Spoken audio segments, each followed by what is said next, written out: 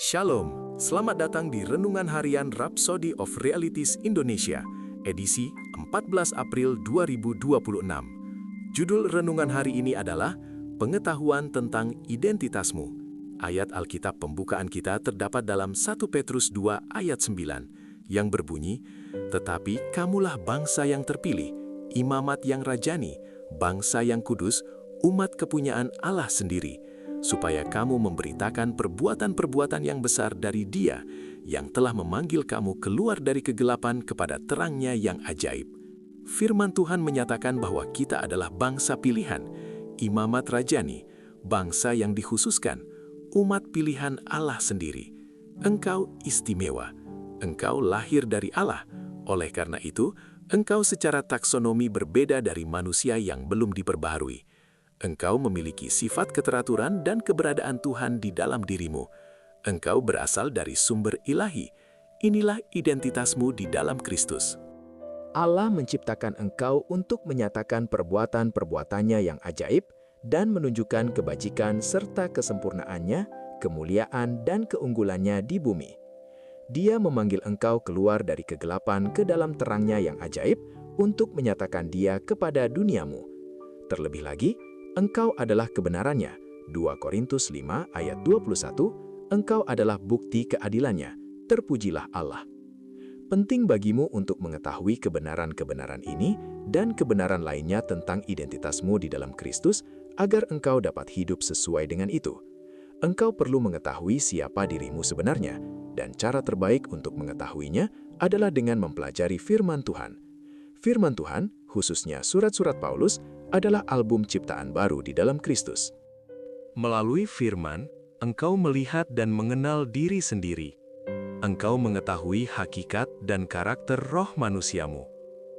Di dalam Kristus, kita memiliki roh yang berbeda. Kita penuh kasih karunia, penuh cinta, penuh kasih sayang, dan kebaikan. Kita adalah bangsawan. Perhatikan kembali apa yang kita baca dalam ayat pembuka kita. Itu mengungkapkan siapa engkau, apa yang engkau miliki, dan apa yang dapat engkau lakukan di dalam Kristus. Ketika wahyu tentang identitasmu muncul di dalam rohmu, itu menjadi kesadaranmu. Engkau akan berbicara dengan berani dan bertindak dengan percaya diri sesuai dengan firman, menghasilkan kesaksian, kemenangan, sukacita yang tak berkesudahan, dan kedamaian serta kemakmuran. Pengetahuan tentang identitas dan warisanmu di dalam Kristus memberi semangat dalam langkahmu. Itu menyebabkan engkau selalu berjalan dalam kebenaran dan kekuasaan-Nya. Haleluya! Mari kita ucapkan bersama-sama pengakuan iman berikut. Aku adalah harta milik Allah yang istimewa, kudus, bengar, disucikan, dan dibenarkan. Aku hidup dalam kesadaran akan identitas kerajaanku, dan aku mewujudkan kebajikan dan kesempurnaan Kristus kepada duniaku. Firman Allah adalah hidupku.